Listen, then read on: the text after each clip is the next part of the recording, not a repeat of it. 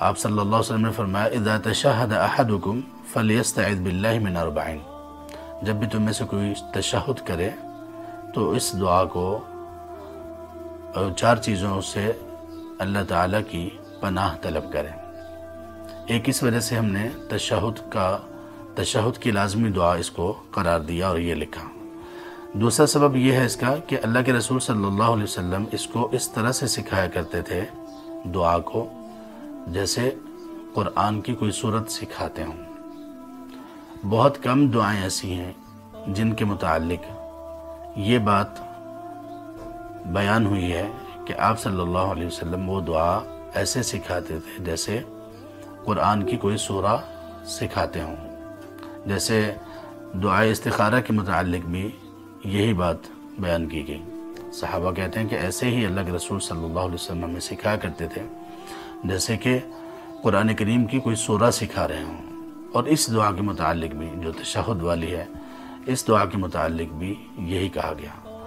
تو اس سے یہ پتہ چلتا ہے کہ یہ کتنی اہمیت کی حامل ہے، کتنا اہم اور کتنا ضروری ہے اس دعا کو پڑھنا، اور جتنا ضروری اس دعا کو پڑھنا ہے اس سے کہیں زیادہ ضروری یہ ہے کہ اس دعا کو سمجھا جائے۔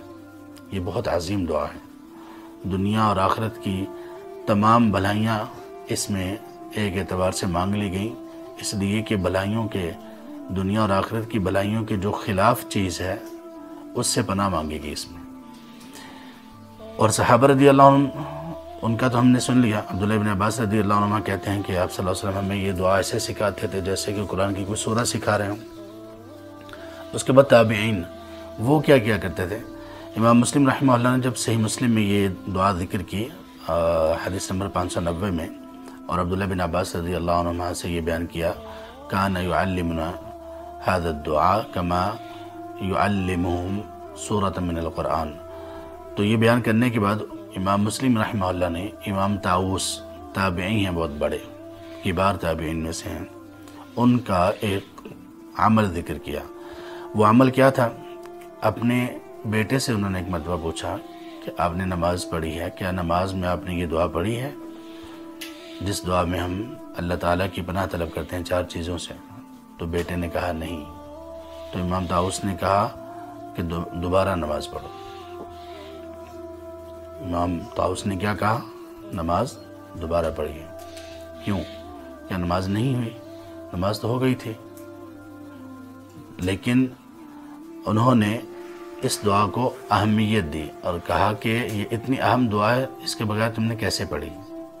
ایک یہ ہے، اور دوسرا یہ جو جن اہل علم کے نزدیک جیسے کہ بتایا گیا کہ وہ کہتے ہیں کہ اس دعا کو پڑھنا واجب ہے، تو جب واجب ہے تو پھر انہوں نے کہا کہ دوبارہ نماز پڑھو اور اس واجب کو پورا کرو۔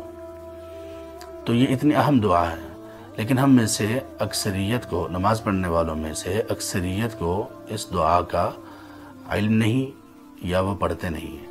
ہم لوگ زیادہ تر جو دعا پڑھتے ہیں رب اجعلنی مقیم الصلاۃ ومن ذریتی، یہ دعا، اور اسی طرح سے ہم ربنا آتنا فی الدنیا حسنہ، اکثر لوگ یہ پڑھتے ہیں۔ کچھ لوگ اور بھی دعائیں پڑھ لیتے ہیں، تو ان کا پڑھنا ٹھیک ہے، جیسے کہ پہلے بھی ہم نے بیان کیا، ان کا پڑھنا اس اعتبار سے ٹھیک ہے کہ نبی صلی اللہ علیہ وسلم نے فرمایا کہ جو دعا انسان اپنے لیے منتخب کرنا چاہے تشہد میں وہ پڑھ لے، بس یہ خیال کرنا چاہیے کہ وہ قرآن یا نبی صلی اللہ علیہ وسلم کی سکھائی ہوئی دعاؤں میں سے ہو، کوئی بھی ہو۔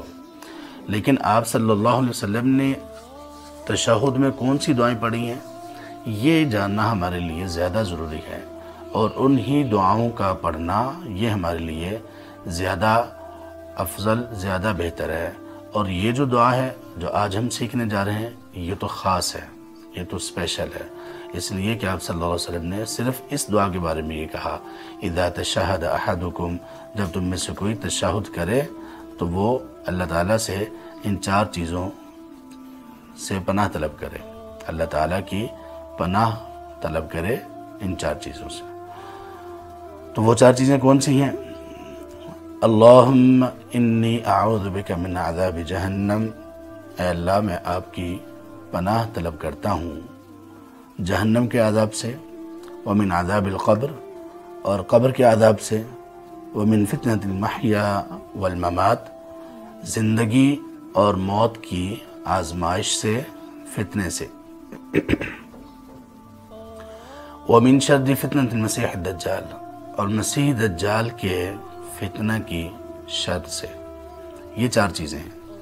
آئیے ان کو سمجھتے ہیں کہ ان 4 چیزوں میں ایسا کیا ہے جس کی وجہ سے پناہ طلب کی گئی اور اس کو اتنا لازم قرار دیا گیا کہ آپ صلی اللہ علیہ وسلم نے فرمایا جب بھی تم میں سے کوئی تشہد کرے تو یہ دعا پڑھے، فرض نماز کا تشہد ہو، نفل نماز کا تشہد ہو، یہاں تک کہ کچھ اہل علم نے اس حدیث سے یہ بھی استدلال کیا کہ درمیان والے تشہد میں بھی یہ دعا پڑھنی چاہیے، جیسے درود پڑھنا چاہیے تو یہ دعا بھی درمیان والے تشہد میں بھی پڑھنی چاہیے۔ کیوں؟ اس لیے کہ آپ صلی اللہ علیہ وسلم نے اس میں خاص آخری تشہد کو خاص نہیں کیا۔ آپ نے کہا اذا تشہد احدکم، جب بھی تم میں سے کوئی تشہد کرے، تشہد میں بیٹھے جب بھی، تو اس کا مطلب کوئی بھی تشہد ہو۔ دوسرے اہل علم یہ کہتے ہیں کہ ان دلائل کی، عمومی دلائل کی روشنی میں، کہ پہلے تشہد میں بھی درود بھی پڑھنا چاہیے اور کم از کم یہ دعا بھی پڑھنی چاہیے۔ لیکن البتہ اس بات پر بھی اتفاق ہے کہ اگر کوئی پہلے تشہد میں صرف التحیات پڑھ لیتا ہے تو وہ بھی ٹھیک ہے۔